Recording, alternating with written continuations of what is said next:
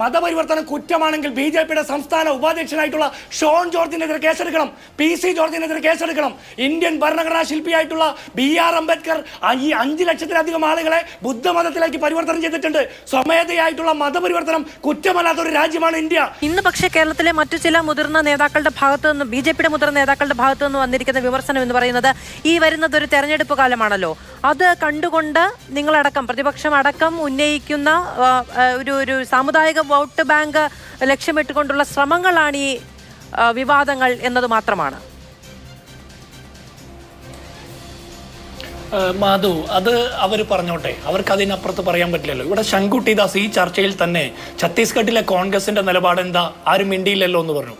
അവിടെ മുഖ്യമന്ത്രിയായിരുന്ന ഭൂപേഷ് ബാഗൽ അവിടുത്തെ പ്രതിപക്ഷ നേതാവ് തന്നെ ഇത് കള്ളക്കേസാണ്, കെട്ടിച്ചമച്ച കേസാണെന്ന് പ്രസ്താവന നൽകിയിട്ടുണ്ട്. ഛത്തീസ്ഗഡിൽ നിന്നുള്ള കോൺഗ്രസിന്റെ MP ഉൾപ്പെടെയാണ് പ്രതിപക്ഷ MP മാരോട്, ഇന്ത്യ മുന്നണി MP മാരോട്, കോൺഗ്രസ് MP മാരോട്, കേരളത്തിൽ നിന്നുള്ള MP മാരോടൊപ്പം അവിടെ വന്ന് ആ കന്യാസ്ത്രീമാരെ സന്ദർശിക്കാനും അവർക്ക് അനുഭാവം പ്രകടിപ്പിക്കാനും പിന്തുണ അറിയിക്കാനും ചെന്നത്. അപ്പോൾ ഒന്നാമത്തെ തെറ്റ് കള്ളം. ഞങ്ങൾക്ക് BJPയുടെ കേരളത്തിലെ സംസ്ഥാന ഘടകത്തിന്റെ പോലെ ഇരട്ട നിലപാടില്ല. ഇവിടെ രാജീവ് ചന്ദ്രശേഖരനുള്ള വിവരം ഒന്നുകിൽ BJPയുടെ അവിടുത്തെ ഘടകം സമ്മതിക്കണം, അല്ലെങ്കിൽ രാജീവ് ചന്ദ്രശേഖരന് ഇല്ലാത്ത വിവരമാണ് അവിടെ ഉള്ളവർക്കെന്ന് സമ്മതിക്കണം. ഇത്തരത്തിലുള്ള ഇരട്ട നിലപാട് ഞങ്ങൾക്കില്ല. ഞങ്ങളിത് തെരഞ്ഞെടുപ്പ് മുന്നിൽ കണ്ടല്ല. ഏത് തെരഞ്ഞെടുപ്പ് മുന്നിൽ കണ്ടിട്ടാണ് ഞങ്ങളിത് പറയുന്നത്?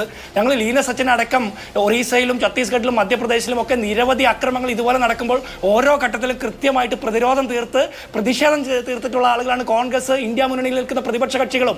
BJP എവിടെയായിരുന്നു? നിങ്ങൾക്ക് ഒരു ബന്ധവുമില്ലെങ്കിൽ ഈ പരിവാർ സംഘടനകളോട് അവിടെ നിൽക്കാൻ പറയണം. ഇത്തരത്തിലുള്ള ആസൂത്രിത അക്രമങ്ങൾ പിടിച്ചു നിർത്താൻ BJP ഭരിക്കുന്ന സംസ്ഥാന സർക്കാരിന് കഴിയണം. പോലീസിന്റെ മുൻപിലിട്ടാണ് ഈ ബജ്രംഗ് ദളിന്റെ പ്രവർത്തകർ കന്യാസ്ത്രീമാരെയും കൂടെ വന്ന ആളുകളെ ആക്ഷേപിക്കുന്നതും അതിക്രമം നടത്തുന്നതും തടയാൻ സാധിച്ചിട്ടില്ല. അതിന്റെ അർത്ഥം എന്താ? ഇനി ഒരു കാര്യം കൂടി പറയാനുണ്ട്. ഇവിടെ താങ്കൾ കുറെ കാര്യങ്ങൾ പറഞ്ഞു. ഒരു കാര്യം പറയാം. രാജ്കർ സ്റ്റേറ്റ് കൺവേർഷൻ ആക്ട് 1936 എന്ന് പറഞ്ഞാൽ മതപരിവർത്തനത്തിന് അനുവാദം കൊടുക്കുന്ന നിയമമാണ്. അതുപോലെ 1968 കോൺഗ്രസ് ഭരിക്കുമ്പോൾ മധ്യപ്രദേശിൽ കൊണ്ടുവന്ന നിയമവും ഫ്രീഡം ഓഫ് റിലീജിയൻ ആക്ട് എന്നാണ്. അതിന്റെ അർത്ഥം എന്താ?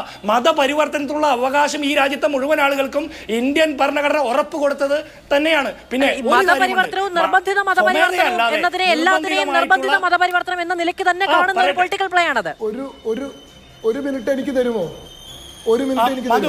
ഞാൻ പറയട്ടെ, നിർബന്ധിത മതപരിവർത്തനത്തിനാണ് നിയമം മൂലം അത് കുറ്റകരമായിട്ടെന്ന് പറയുന്നത്. ഞാൻ ഒരു കാര്യം ചോദിക്കട്ടെ ശങ്കുട്ടി ദാസേ, ഒരു മിനിറ്റ് ഞാൻ പറയട്ടെ, ഇടപെടല്ലേ. ഇവിടെ കർഷകർ, കുഷ്ഠരോഗികളെ പരിചരിക്കുന്നത്, തൊഴിൽ നൽകുന്നത്, വിദ്യാഭ്യാസം നൽകുന്നത്, അവർക്ക് മെച്ചപ്പെട്ട ജീവിത സാഹചര്യം ഒരുക്കി കൊടുക്കുന്നത്, ഇതൊക്കെ എങ്ങനെ തെറ്റാകാ? ഇതൊക്കെ എങ്ങനെ മതപരിവർത്തനമാകാ? ഇതൊക്കെ എങ്ങനെ മനുഷ്യക്കടത്താകാ? അത് പറയണ്ടേ?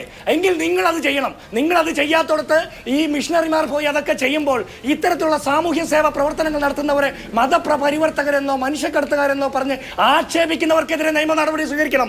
ഇനി ഒരു കാര്യം കൂടി, ഇവിടെ മതപരിവർത്തനം കുറ്റമാണെങ്കിൽ BJPയുടെ സംസ്ഥാന ഉപാധ്യക്ഷനായിട്ടുള്ള ഷോൺ ജോർജിനെതിരെ കേസെടുക്കണം, പി.സി. ജോർജിനെതിരെ കേസെടുക്കണം.